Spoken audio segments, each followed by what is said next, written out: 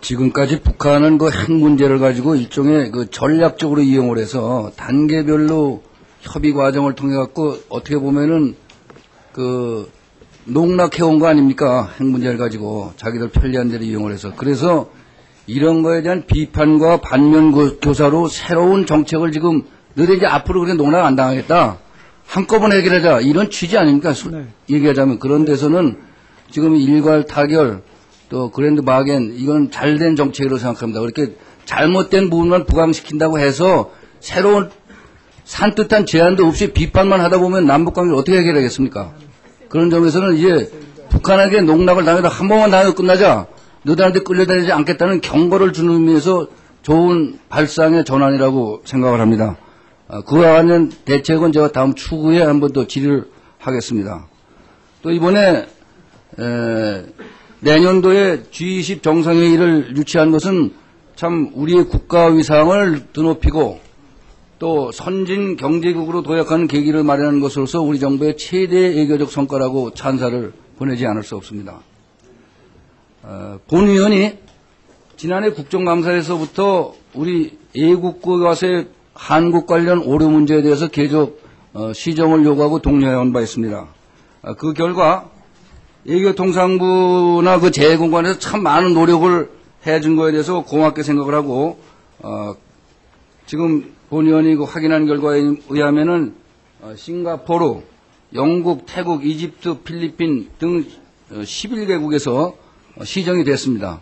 외교통상부의 노력에 치하를 드리고 또 한국각 중앙연구원 관계자들도 정말 외교통상부가 전보다 매우 적극적인 자세로 이런 노력을 해준 데 대해서 고맙다고 그런 얘기를 하고 있습니다.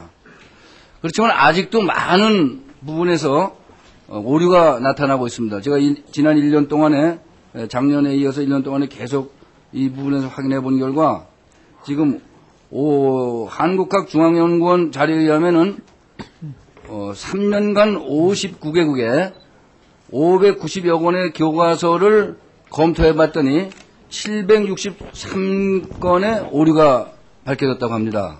그리고 대표적인 예를 하나 들자면은 태국 지리 교과서에는 북한의 언어는 한국어인데 우리 한국에는 한국어와 영어가 공동으로 쓰고 있다. 공용어다 이렇게 돼 있고요. 우리 종교가 기독교다 이렇게 돼 있어요.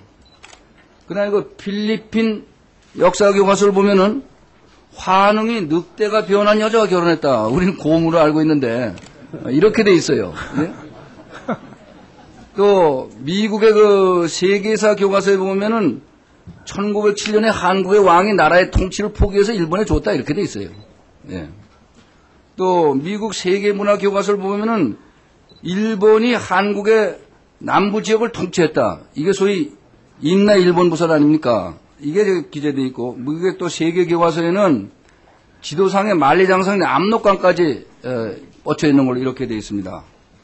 그 지난 8월 15일 날 SBS에서 광복절 특집으로 PR 코리아라는 프로그램이 방영됐는데 혹시 장관님 보셨습니까? 네, 못 봤습니다. 네, 이 내용은 작년에 본 의원이 오류를 지적했던 영국의 국정교과서를 직접 저자를 찾아가서 그 시정하는 그거를 방영을 했습니다. 그 우리나라가 원조로 받고 있는 국가로 오류되어 있기 때문에 이 자료를 가지고 그 교과서 저자인 데이비드 와흐 씨라는 사람을 직접 찾아갔어요, SBS에서. 그래서 그것이 그 특집 8호로 공성됐는데 이 사람 얘기가 뭐냐 하면은 자료 요청을 했는데도 한국에서 안 줘서 못 썼다 이런 얘기를 하고 있습니다. 그러니까 자료를 주니까 즉시 시정하겠다. 이렇게 약속을 했습니다. 이런 걸로 봐가지고 이제 외국의 국정교과서의 오류를 시정하는 것은 우리 국익을 위해서 가장 중요한 부분이 아니겠습니까? 이런 부분은 일시적인 문제로 해결해서는 안 되고 앞으로 가장 국제적인 네트워크를 갖고 있는 외교통상부가 직접 나서서 해결해야 된다고 생각을 합니다. 그런데 현재 외교통상부의 업무 규정을 보니까 문화교류협력과의 3등 소기관이 정부 장학생 초청사업, 대학생 교류사업, 교육협력 약정 뭐 이런 다양한 업무 중에 하나로 애국교과서 오류시정 사업을 지원하고 있는 정도입니다. 이래 가지고서야 되겠습니까? 그래서 이 문화 교류 협력과 업무 내용의 애국 교과서 오류 시정 사업을 전담할 수 있도록 이런 내규를 신설할 필요가 있다고 생각하는데 장관님께서 어떻게 생각하십니까? 네, 존경하는 이병관 의원님께서 이렇게 외국 교과서의 한국 관련 오류 문제를 시정하기 위해서 노력해 준 데서 먼저 감사의 말씀을 드리고요. 저희 외교부로서도 좀 더 인력 보강 등 이에 대한 관심을 높여가도록 그렇게 조치를 취하겠습니다. 네, 그렇게 해서 이제 수동적으로 외교부가 응할 것이 아니고 한국과학중앙연구원 등 관계기관과 적극적으로 업무 협의 체제를 만들어서 지속적으로 제도적으로 이거를 시정 작업을 해주시고 그 결과에 대해서 국회 업무 현황 보고 시 반드시 보고해 주시기를 바랍니다. 그렇게 해주시겠습니까? 네, 그렇게 하도록 하겠습니다. 그리고 본인이 무국적 고려인 문제에 대해서 지난 국정감사위에 계속 관심을 갖고 있는데 이 문제도 러시아 대사관에서 지난 8월 3일부터 16일까지 참 5곳을 다니면서 많은 그 실태 조사를 해준 데서 고맙게 생각을 하고 그런 것이 앞으로 정부 정책에 제대로 반영돼서 이 무국적 고려인 문제가 해결되길 바라는 의미에서 말씀을 드립니다.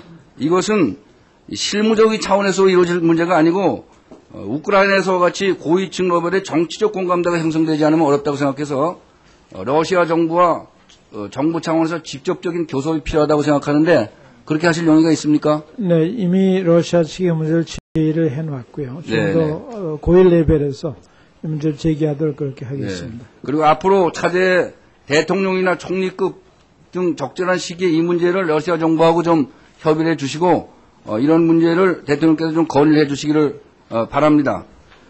그리고 지금 예산을 보니까 말이죠. 작년보다 예산이 12억 때문에 8억으로 깎인 거 아십니까? 내게서 좀 더 보충을 하도록 그렇게. 이거는 얘기가 안 되죠. 이런 문제의 중요성을 인정을 하고 우리 외교통상위원회 예산 담당하시는 위원님께도 좀 부탁을 드리겠습니다. 작년보다는 더 많은 예산을 가지고도 활발하게 이루어져야 된다. 이렇게 생각을 하고요. 또 마지막으로